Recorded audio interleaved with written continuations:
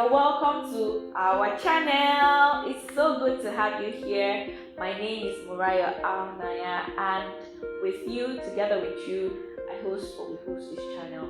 So sit back, stay tuned, and relax. See you shortly.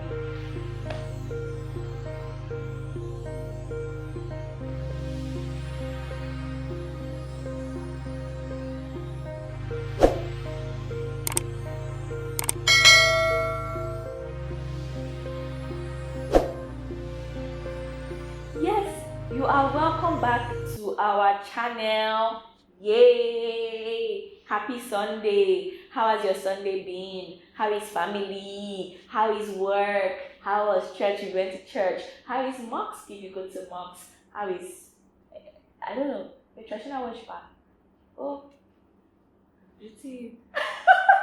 So yeah, how are you? How are you, Sha? How are you? Let me leave all the pleasantries aside. Today we are continuing with our second Instagram poll question. If you guys can remember from last week, I had a poll earlier that week, where I asked that you should ask me anything you want me to discuss or talk about.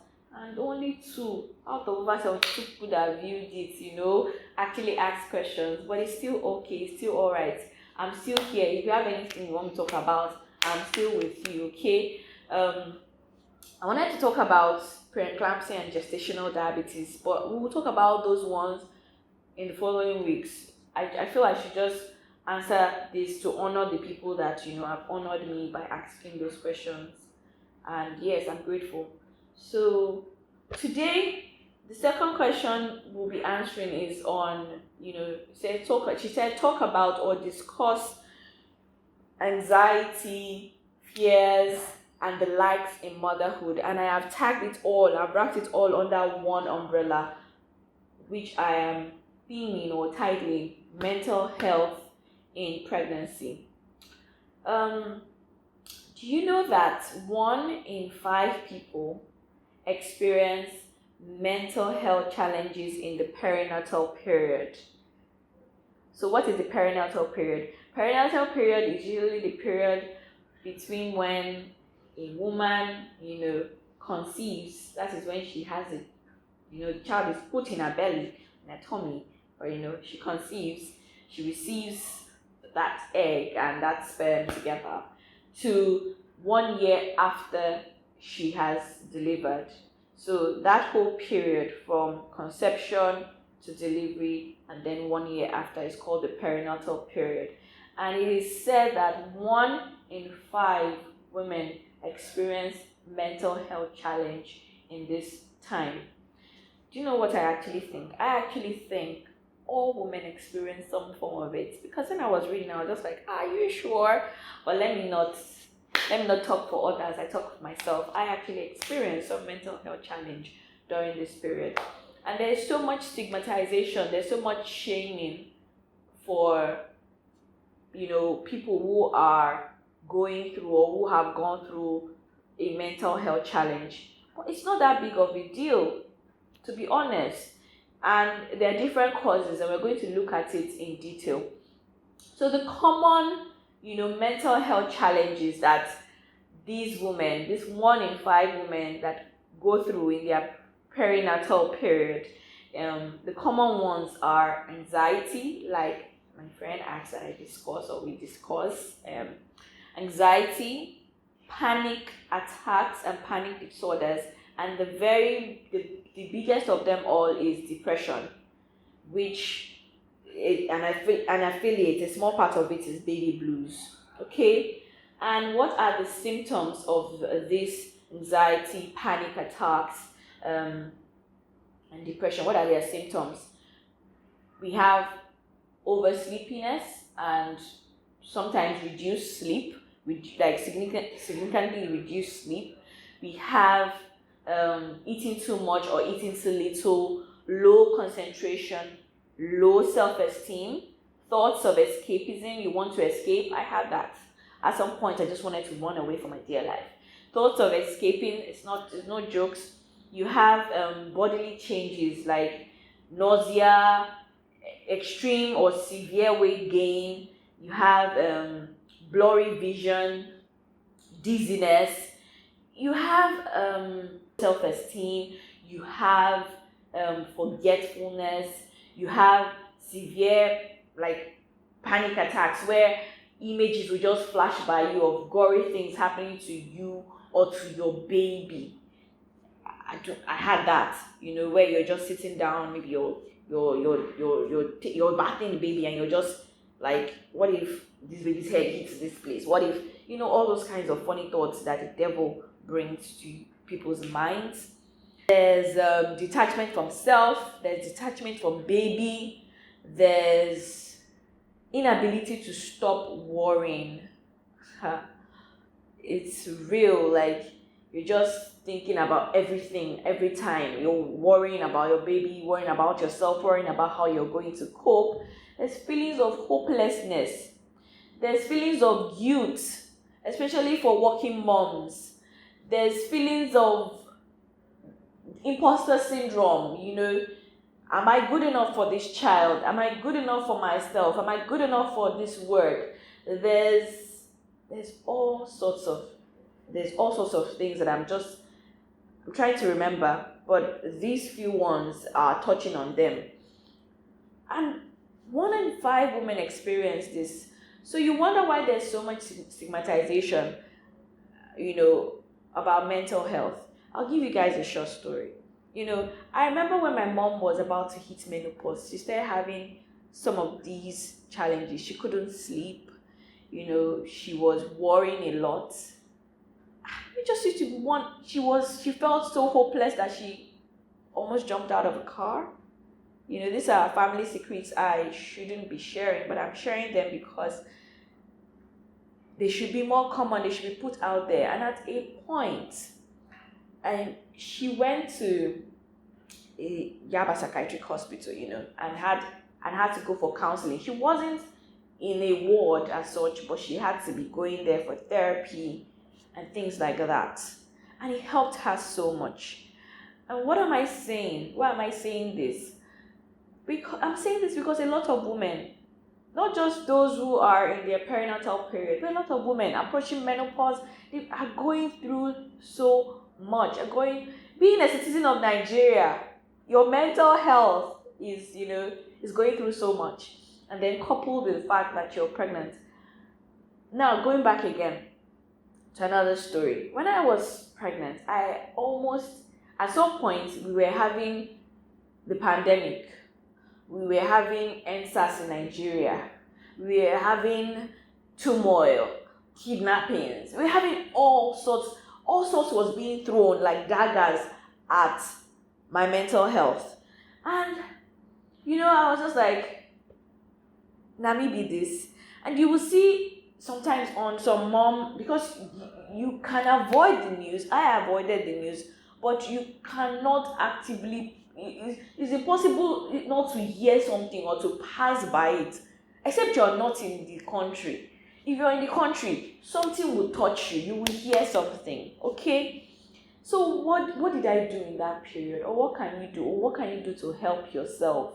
Because your mental health is important. You have to be okay to take care of yourself. You have to be okay to take care of your baby. You have to be okay, or less everything else will not be okay.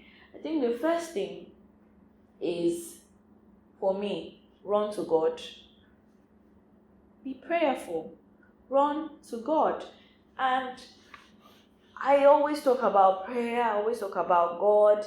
It's because I've seen that this world that we are in, things are very, very spontaneous. Things are very, very temporal. Things are very, very sporadic.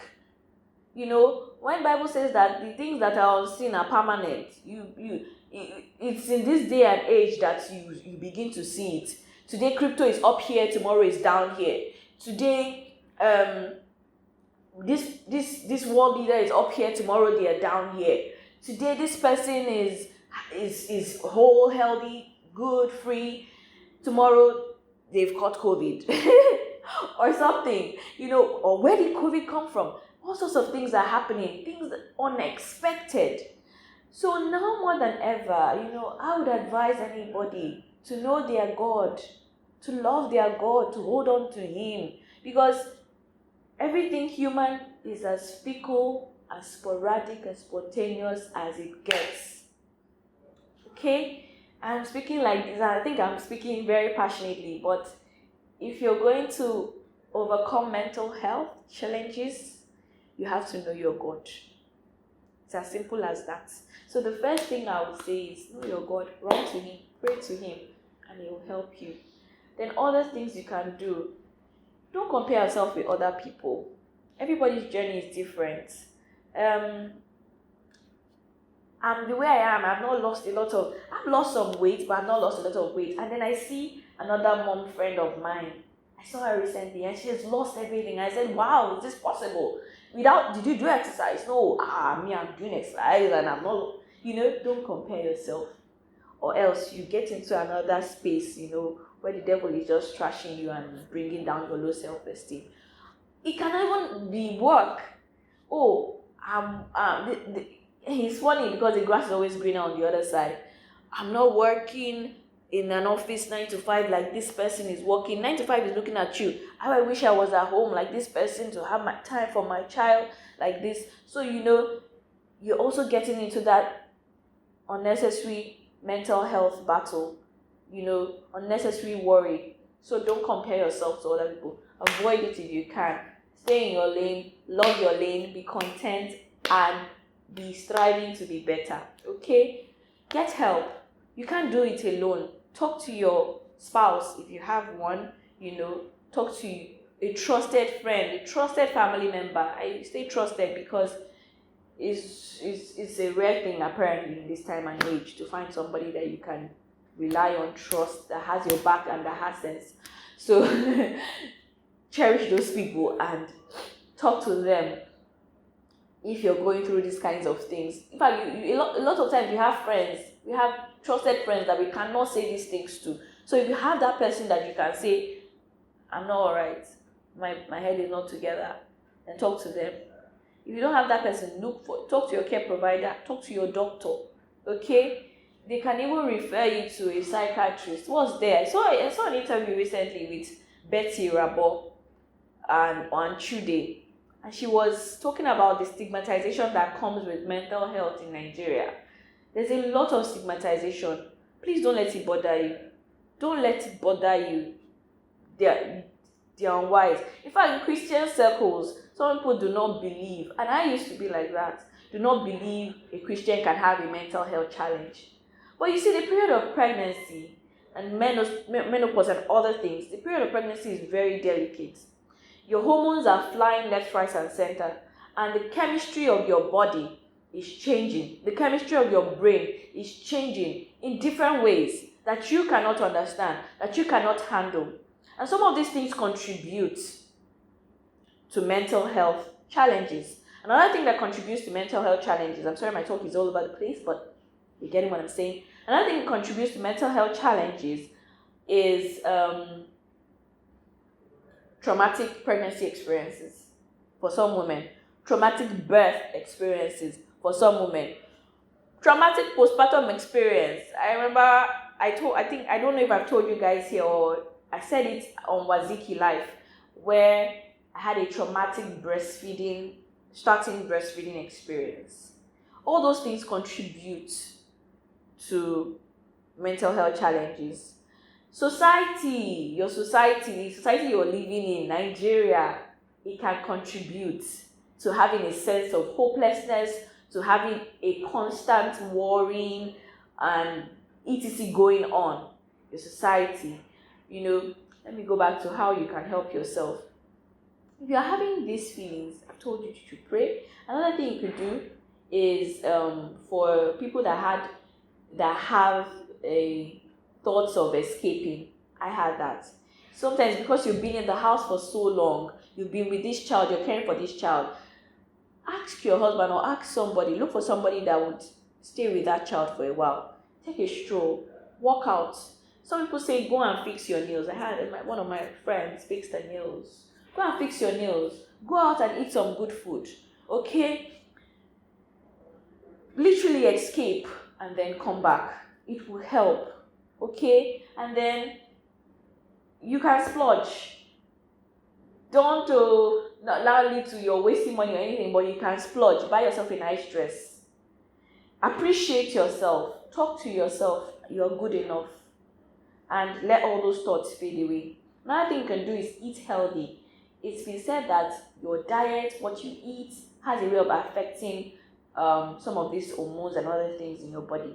In fact, very important, I remember, do not stop taking your prenatal vitamins or supplements immediately after delivery. I remember, just like the way I'm telling you now, I also watched it somewhere. I can't remember who said it now, but I think it was Muriah Odukoya. One of her, one time she did one series. I had not gotten pregnant then. I wasn't even looking at getting pregnant, but I was listening to one of those days, and person said one of the things that helped her with a second delivery or so was she used prenatal drugs postpartum, and she heard that it was beneficial in helping to balance the chemistry of the body. Okay, so I would also give the same advice. Do not stop your prenatal drugs. I use my prenatal drugs 1 month after postpartum, and then before I now also got postnatal drugs, which I'm still taking, and I'll stop at my 6th month now. So you can even proceed beyond that. Don't stop using those vitamins. They help. And the final thing I would say is try to rest. Worry no dey finish. You are a temporary caregiver. God gave this child to you, a temporary nanny. Okay? Give it back to him, or give her back to him. Don't overthink things. Things will sort themselves out as far as you trust him. Okay? I hope that I've been able to help in some way. I hope that this has been helpful in some way. If it has, click the like button. If you are not subscribed, please subscribe. And thank you to all subscribers, new subscribers. I'm very grateful. I appreciate you all, and I will see you next week. So much love.